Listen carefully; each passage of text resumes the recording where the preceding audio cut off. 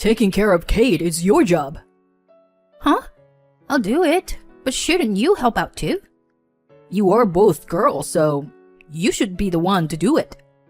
I'm busy with work and don't have the time.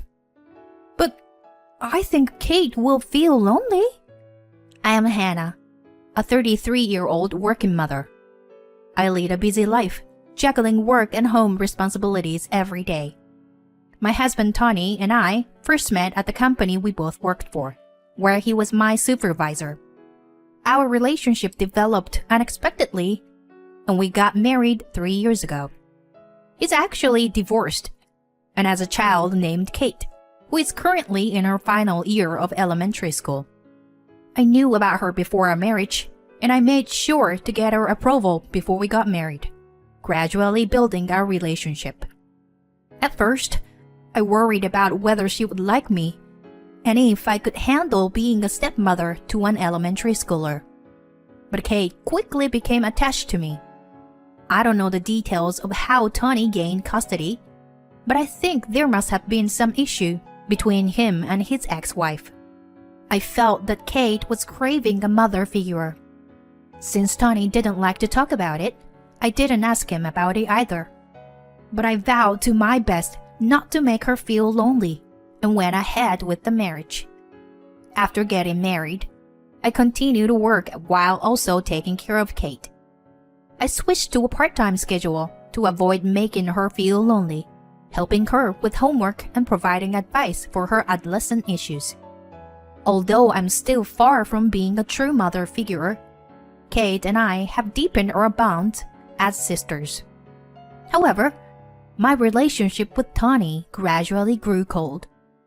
After our marriage, he didn't take care of Kate at all, and our life together wasn't what I had imagined.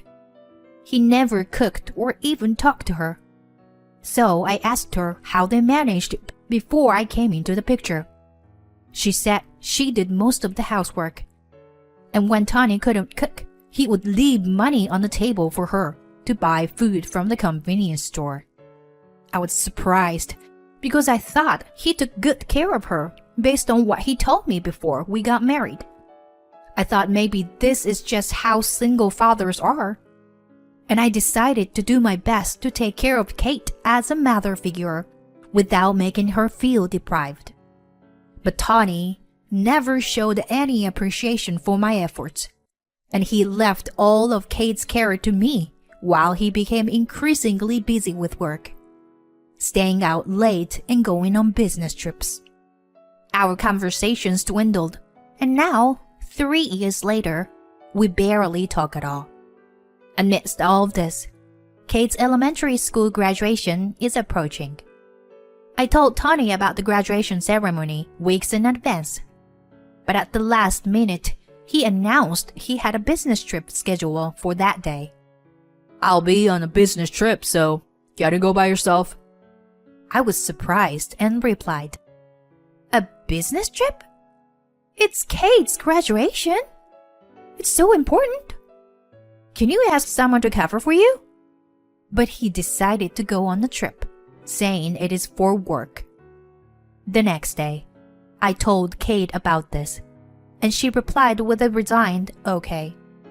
On the day of the graduation ceremony, I went alone. My relationship with Kate was still short at 3 years, but I was so moved that my eyes turned red by the end of the ceremony. She teased me about it, and we laughed together on our way home. That night, since Tony wasn't coming back from his trip, I made Kate's favorite fried chicken, and we spent a relaxing evening together. At around 10 p.m., just as I was thinking about going to bed, I received a call from an unknown number. "Hello?" When I answered, it turned out to be a call from a hospital. "Your husband and his companion have been in a serious car accident. Can you come to the hospital right away?" My mind went blank in an instant. I frantically asked for the hospital's location, and they said Tony, who was supposed to be on a business trip in San Francisco, was in the hospital in Napa. Confused, but knowing that it was within taxi distance, I left Katie with my in-laws and headed for the hospital. During the taxi ride, my mind raced with questions. Why was he in Napa? Who was the companion? How severe was the injuries? Upon arriving at the hospital, I saw Tony lying in a bed in the intensive care unit, and in the next bed, the receptionist from our company whom I recognized. In an instant, I understood the situation. He had been having an affair. I had never suspected him of cheating before, so I was stunned by the shock. There was no other explanation for the situation. He had lied to me about the business trip, and actually was on a getaway with his lover. All his previous claims about working late and going on business trips were probably lies. Since both Tony and the woman were unconscious, I decided to wait until they woke up and could talk. It took about a week for their unconsciousness to return, and during that time, the doctor informed me that Tony had become hemiplegic due to the after effects of the accident, and the woman had sustained a large scar on her face. While both of them were seriously injured, I felt no sympathy. I thought this was the price they had to pay for betraying me. A few more weeks passed, and they were finally moved to a general ward, where I could have a proper conversation with them. I decided to confront Tony about the affair. Were you having an affair? That woman is the receptionist from our company, right? To my surprise, he denied it. No, it's not like that. I was expecting him to admit to the affair and apologize, so his reaction was startling. Wait, then why were you in Napa? You said you were going on a business trip to San Francisco, he replied. Did I? I don't remember. I must have said so by mistake, I guess. Of course. I couldn't accept the explanation. So why were you with the receptionist? There was no need to bring her on a business trip. Right, he smoothly replied, as if he had prepared an excuse. It was just a coincidence. When I went to Napa for a trip, she happened to be there too, so we decided to have dinner together. Then the taxi we were in on the way back got into an accident. His explanation was quite far-fetched. However, I had no evidence to call it a lie, nor did I have any proof that he was cheating. No matter how much I pressed him about the affair, he refused to admit it, and instead seemed to be doubling down on his denial. I was dumbfounded. He must know that his excuse is hard to believe. However, he won't admit to anything unless there is evidence. Frustrated, I told him, "If you won't tell me the truth, I can't continue our marriage." I thought I would consider it if you admitted and apologized. I told him that I was prepared for a divorce. Then his face turned angry. You are a heartless woman. Are you planning to abandon your husband now that he is paralyzed? He attacked me as if I were a bad guy. I couldn't say anything and just stood there. He continued, I'll tell everyone at work. They will all look down on you when they find out what a terrible person you are. It seemed like he was threatening me, and I thought that if I insisted on a divorce now, it would put me at a disadvantage. So I decided to hold off the divorce for the time being. I could gather evidence of his affair and then confront him with it. Since I no longer had any love for him, I decided to continue our marriage as a preparation period to secure favorable divorce terms. All right.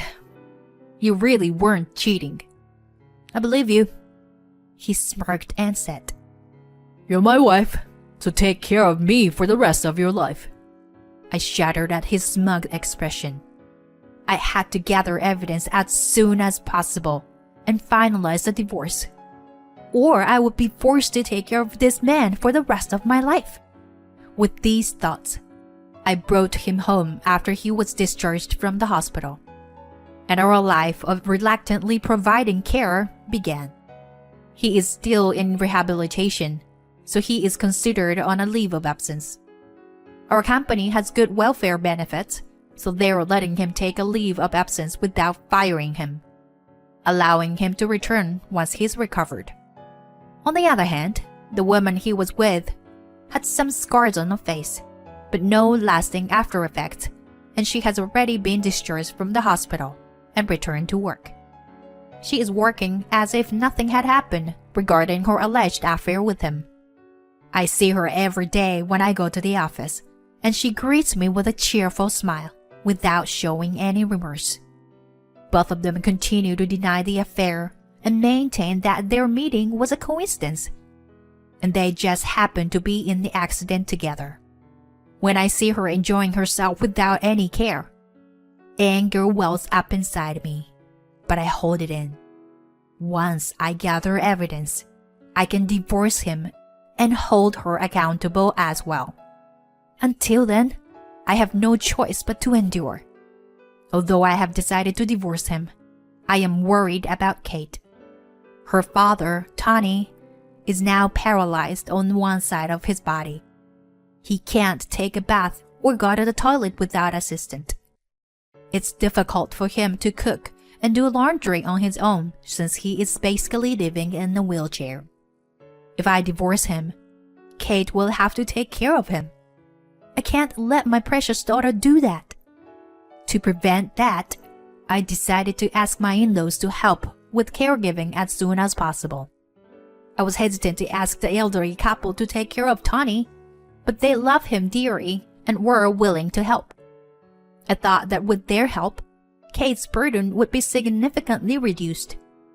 Although they knew the circumstances behind Tony's severe injury, they believed his explanation and thought that he had no relationship with the woman and that it was just a business trip.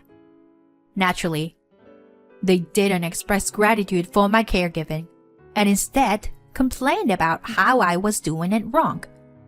I was exhausted every day from work, caregiving, and taking care of Kate. This lifestyle continued for half a year.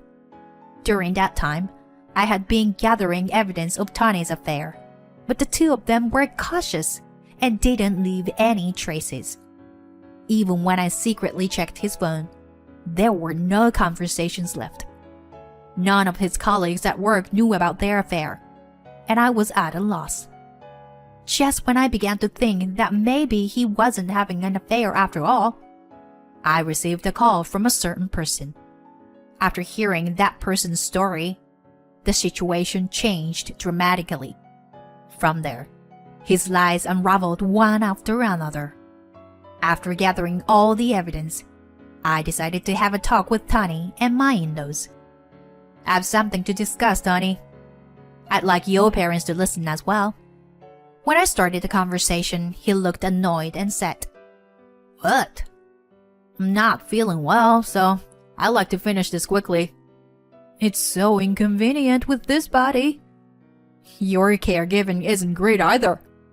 He never forgot to make sarcastic comments like that to me. But today, I didn't care about such remarks. "Please, divorce me," I said, thrusting the divorce papers at him. He laughed and said, "As I told you, if you divorce me now, you'll be the worst wife who abandoned her paralyzed husband. Are you okay with having that label? Everyone at work will despise you." He spat out that line as if he thought it would make me change my mind. But things wouldn't go as he said. I had invited a certain person for this day. "Mandy, please come in." The person who entered the living room was his ex-wife, Mandy. She was the one who had contacted me a few weeks before. Apparently, she had asked Kate for my contact information and had reached out to me to share some crucial information. She told me everything. "It seems you were cheating on her with that woman, even while you were married to her. You've been continuing the relationship, haven't you?" I said. And his face, as well as his parents, turned pale, and they fell silent. What I heard from Mandy was that Tony had cheated on her, with that woman, even during his previous marriage. Mandy confronted him and pushed for divorce, but he refused. She wanted to divorce him but couldn't, and he even began to mentally abuse her, causing her mental health to deteriorate. While she was recuperating at her parents' house, he filed for divorce on his own and took custody of Kate, citing Mandy's mental state.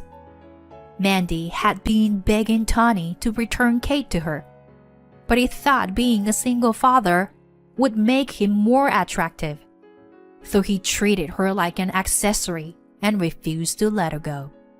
And I was deceived by him and ended up marrying him. Of course, his relationship with that woman continued even after our marriage, and I was living a married life without knowing anything. Mandy's mental state improved after the divorce, and she now lives a normal life without any issues. She had been investigating his downfall to get Kate back from him. She had several photos proving his ongoing relationship with that receptionist and gave them to me. I got hold of those photos as evidence, so I decided to confront him about the divorce today. These photos are the evidence. Mandy took them.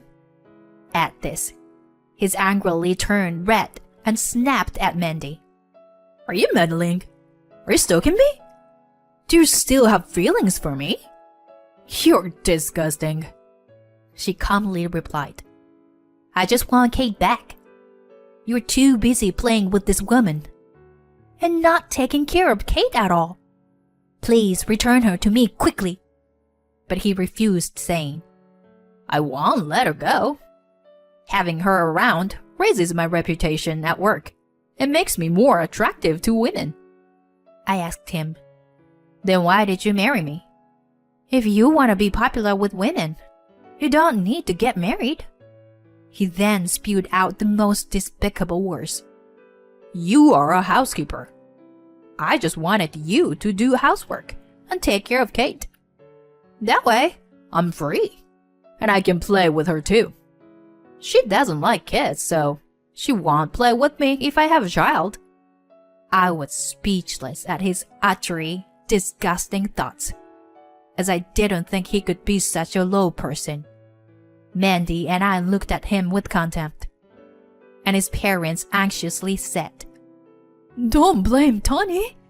He's currently half paralyzed. It's terrible to gang up on him. When his mother said this, Mandy looked at her coldly and said, You knew about his affairs too. You defended him even though you knew. You are also responsible for driving me to the edge mentally. In fact, his parents knew about his infidelity. They had been protecting him while keeping silent about his affair with the same woman during both Mandy's and my marriages. I have heard this from Mandy, so I called them here today. After talking up to that point, I pushed the divorce papers at Tony again. You'll divorce me, right? You were the one who cheated, and you married me intending to use me. I'll make you pay a lot of consolation money. He hung his head and didn't say anything. There is no way he can deny it with the photos as evidence. I made him sign the divorce papers and left his parents' house with Mandy. He and his parents reluctantly agreed to the divorce and tried to reconcile us, but I had no intention of doing so. On our way out, I told his parents, Please take care of your precious son for the rest of your lives. They looked at me with despair, but it was their own doing. I felt relieved after saying what I wanted to say. After that, Mandy was able to regain custody of Kate through the proper legal procedures. I am grateful that Kate gave Mandy my contact information at that time. And even now, I occasionally maintain a friendly relationship with Kate as a neighborly older sister figure. Mandy looks happy and lively now that she has Kate back in her life. On the other hand, my divorce with Tony was finalized. I was able to claim and receive a lump sum payment for alimony for both him and his mistress.